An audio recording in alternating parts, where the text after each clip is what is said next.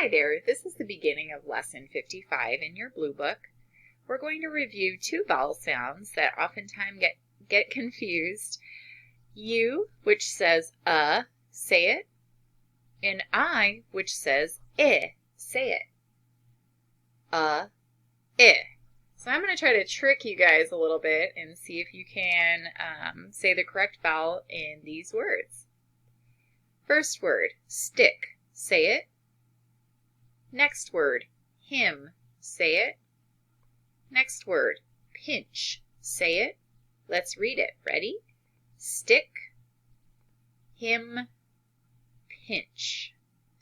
Next one. Now I switch the vowel to the U. First word, stuck, say it. Next word, hum, say it. Last word, punch, say it. Now let's read them. Stuck, hum, punch. Next one, stuck, say it. Him, say it. Punch, say it. Now let's read them. Stuck, him, punch. Oops. Last set. Stick, say it. Him, say it. Pinch, say it. Now let's read them. Stick, him, pinch. Nice work. Let's go over to the text for Lesson 55.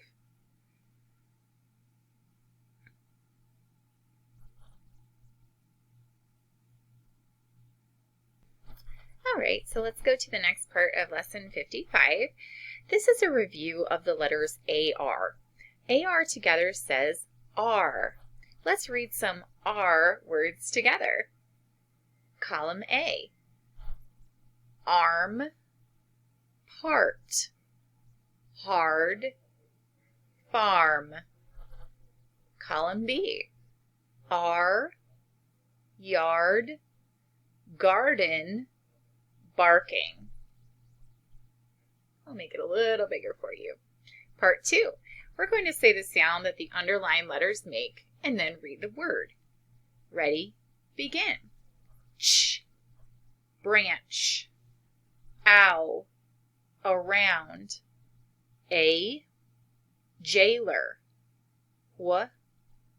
while, ow, sounded, o, toad, e, cleaned, a, sailing, e, scream, ow, shout, or, horned, e, beads, ol, told.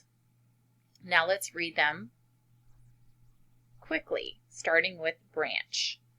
Branch, around, jailer, while, sounded, toad, cleaned, sailing, scream, shout, horned, beads, told. Nice job. Section 3. First word, birds. Say it. Spell birds. B-I-R-D-S. Birds. Next word, first. Spell it. F-I-R-S-T. First. Now both of these words, and actually the first 4 words, have what in common? This one, this one, this one, and this one. They all have I-R. And I see a lot of kids spell it R-I. So just make sure that I goes before the R in these words. Now let's go ahead and read them going across the rows. Ready? Begin. Birds, first, girl, third, roof, stayed, bobbed, blow, wanted, door, by, shape, I've, they've, busted, frog, dusty, took, antlers, wrapped. 11, garden, already. Nice job. Now, we're going to go on to the story today, The Clock in the Tree. What do you think this story could be about? Let's read to find out. The clockmaker had taken an alligator from a dusty old clock and had slapped it into the deer clock. The alligator was yellow, and it had antlers.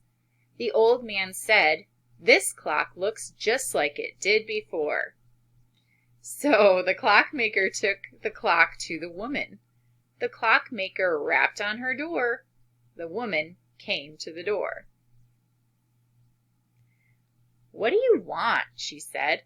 "Here it is," the clockmaker said. He held up the alligator clock. "This clock is fixed up as good as ever."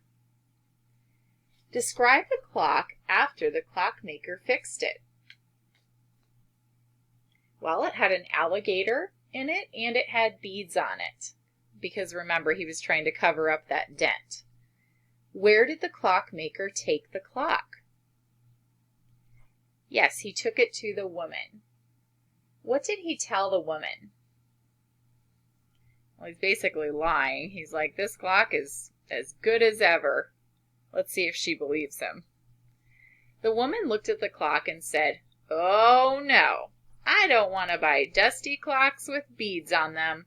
I had a good clock and you busted that clock. Now you are selling old junk clocks." Yeah, I don't think she's buying his tale there. "Yes," the old clockmaker said. "It looks just as good as ever. Here, hold it while I set the hands." Before the woman was able to back away, the clockmaker handed her the clock and began to set the hands. As soon as the hands were set for 5 o'clock, the clock made a loud sound. Blip, blop, sounded the bell. The story says that he set the hands of the clock. What does that mean? It means he set the clock to the right time. What time did the clockmaker set the clock to?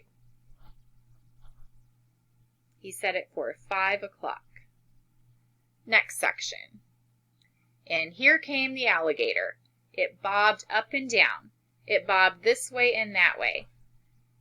It ran around the front of the clock. Then it bit the woman's finger. "Ouch!" yelled the woman. She dropped the clock. The alligator grabbed her foot. The paint on the alligator was wet, and now the woman had a big yellow spot on her foot. Now the alligator began to bite the woman's leg. "Ouch! Ouch!" the woman yelled. "What is that thing? It looks like a horned toad." "Stop dropping that clock," the old man said.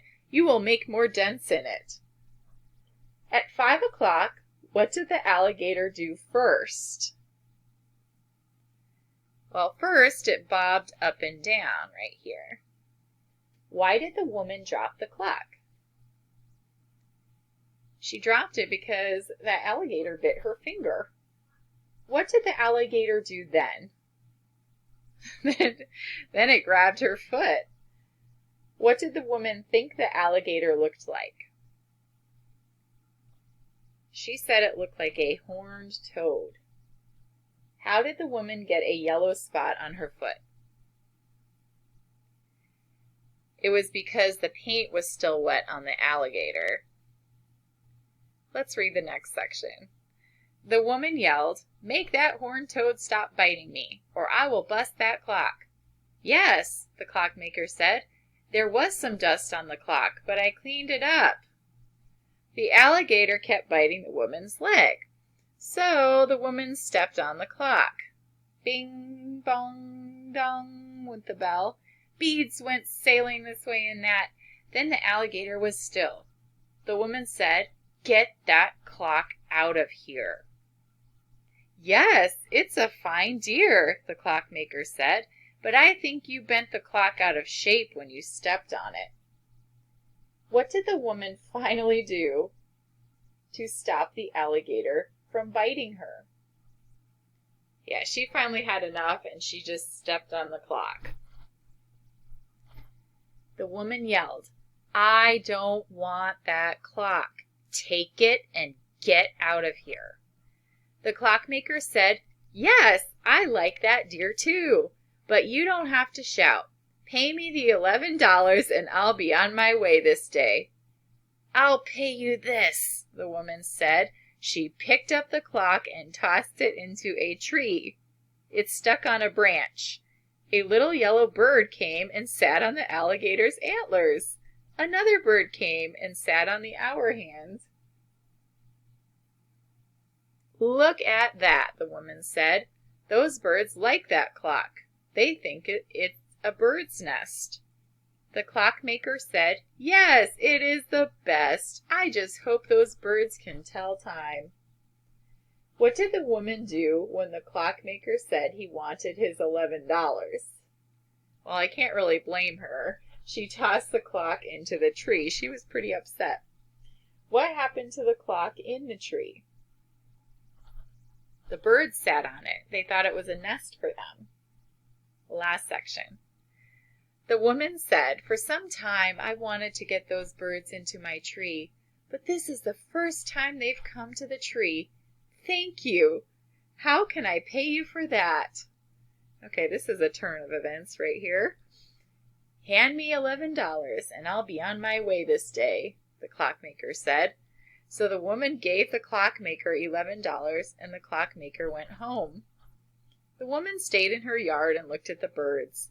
The birds sat on the alligator, and when the wind began to blow, the alligator bobbed up and down like a frog. Did the woman pay the clockmaker $11? Yes, she actually did. I don't know. I don't think that clock was worth $11 personally. When the wind blew, what did the alligator do? Yep, it bobbed up and down. And why did the woman actually end up liking the clock? Yes, because it made the birds come into her tree that she'd wanted to see for a long time. Okay, next time we'll do the workbook for this page. We'll see you then.